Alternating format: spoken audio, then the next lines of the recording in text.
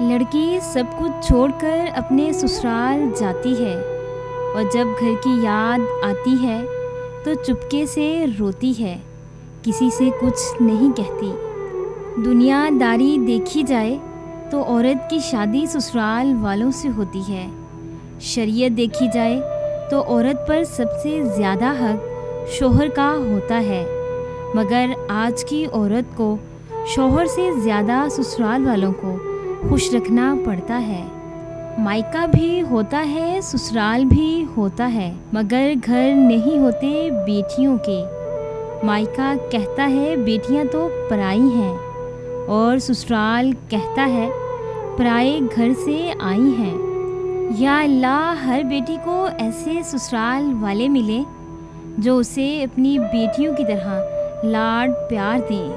بیٹیوں کا دکھ سمجھنا بہت مشکل ہوتا ہے، ان کے لیے تو اس گھر میں بھی جگہ نہیں رہتی جہاں وہ پیدا ہوتی ہیں۔ لوگ کہتے ہیں کہ سسرال برا نہیں ہوتا، واقعی ہی سسرال برا نہیں ہوتا، پر وہاں موجود لوگوں کے رویے برے ہوتے ہیں۔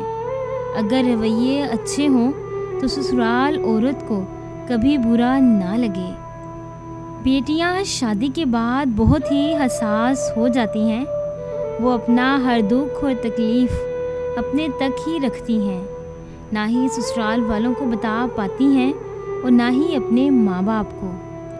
جیسے مائکا والدین کے دم سے ہے، بالکل ایسے ہی سسرال ساس اور سسر کے دم سے ہے۔